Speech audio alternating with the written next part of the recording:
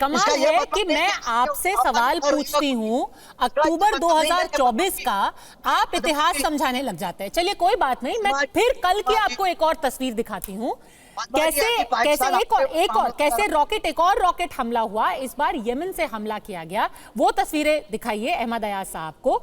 आप जब कह रहे हैं कि हम लोगों के साथ खड़े हैं, हम नसरुल्लाह की सिर्फ इसलिए तरफदारी कर रहे हैं क्योंकि वो एक अमन पसंद आदमी था। जबरदस्त बात यह भी है कि लखनऊ में कल जो कैंडल मार्च हुआ था, वहां पर एक आदमी ने कहा, हर्षवर्धन जी, वहां एक आदमी ने सच में कहा, वो पोस्टर पकड़ा हुआ था नसरुल्लाह का, उन्होंने कहा कि सबसे बड़ा पीस एक्टिविस्ट इस दुनिया में हसन नसरुल्लाह साहब थे, इसीलिए हमें लगता है कि उन्हें मार करके इजराइल सबसे बड़ा आतंकवादी बन गया है। ये अफीम लोगों को सुंघाई जा रही है कि हसन नसरुल्लाह पीस एक्टिविस्ट थे जो कि ऐसे रॉकेट मार रहे हैं इजराइल में।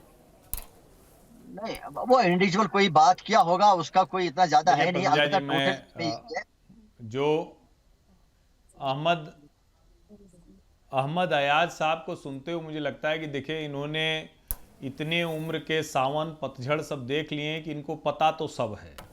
और ये देखिए, बोलते हुए इनकी आवाज़ थोड़ी सी कांपने लगती है, क्योंकि ये भी जान रहे हैं कि ये किसको नुकसान किसको पहुंचेगा। उन्हीं बच्चों को ना, जो अहमद अयाज साहब के घर के हैं, जो वकार भट्टी के घर के हैं, किसको नुकसान पहुंचेगा। अब बताइए आप, भारत में हर घर से नसरुल्लाह निकलेगा, टीवी पर भले वकार भट्टी और अहमद अयाज खुश होकर बोलें, ये कितनी खराब बात है। आप अपने घर के बच्चों को वॉर क्राई सिखा रहे, आप अपने घर के बच्चों को जान देने के लिए सिखा रहे। आप दुनिया के महानतम लोकतंत्र में बैठे हुए, जब आप भारत में बैठे हुए तो भारतीय की तरह व्यवहार कीजिए ना।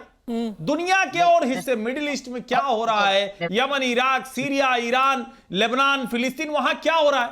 और फिलिस्तीन और लेबनान, ये भी भारत के लोग समझे, फिलिस्तीन में जो सरकार है, उस सरकार के साथ हमारे यानी भारतवर्ष के रिश्ते अच्छे हैं। लेकिन जो हमास है वो स्टेट विद इन स्टेट है। ऐसे ही लेबनान में वहां गवर्नमेंट है, लेकिन लेबनान में जब मिलिटेंट ऑर्गेनाइजेशन हो जाता है हिजबुल्लाह, तो हिजबुल्लाह और हमास के साथ आप नहीं खड़े हो सकते।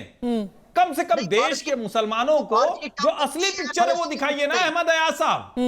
आप क्यों अपने, आप सोचिए, आपने इतनी उम्र दुनिया देख ली और बच्चों को आप आतंकवादी बनाने की तरफ कह रहे हैं। क्यों नसरुल्लाह बनेगा भाई कोई मुसलमान? पर अगर भारत का मुसलमान क्यों बनेगा? अगर असली तस्वीर दिख जाएगी करण वर्मा, तो फिर अपना एजेंडा कैसे चलेगा? बनेगा नसरुल्लाह?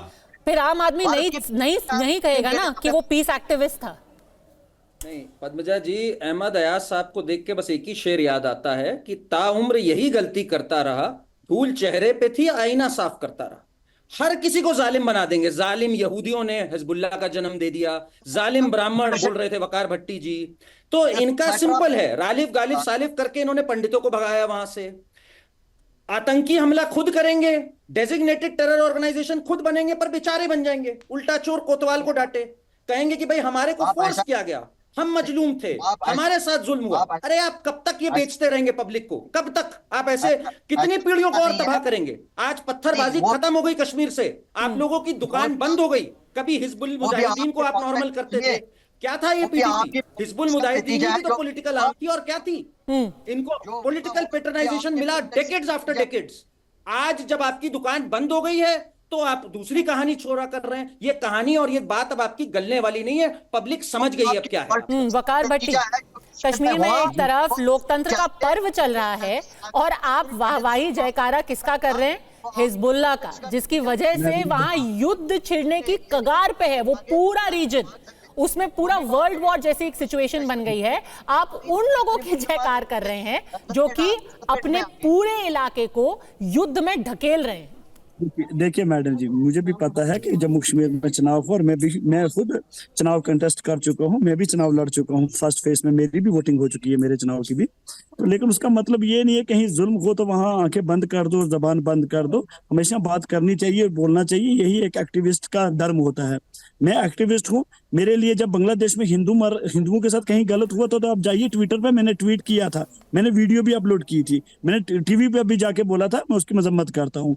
ऐसे ही जब फलस्तीन के अंदर आज से नहीं 75 साल से फलस्तीनियों को मारा जा शहीद किया जा रहा है, तो हमारा राइट बनता, हक बनता है कि हम फलस्तीनियों की बात करें। देखिए मैडम जी, आपके घर में आप किसी को पनाह देंगे, कल वही आपको पंडित घर के से लिए आपका दिल निकालकर दुखता है नहीं दुखता? करेगा जो तो वो 1990 में कश्मीर ठीक का है, पंडित ये आपका वर्जन है इतिहास का। और सर होता है नहीं होता है। और सर आपका एक्टिविज्म कैसा है ये तो तभी समझ में आ गया जब आपने कहा कि पूरा का पूरा इजराइल, जिसमें 1 करोड़ लोग रहते हैं, जिनमें कई अरब भी हैं, कई यहूदी भी हैं, उनको पूरी तरीके से खत्म कर देना चाहिए। कैसा है आपका एक्टिविज्म, ये तो सबने देख ही लिया।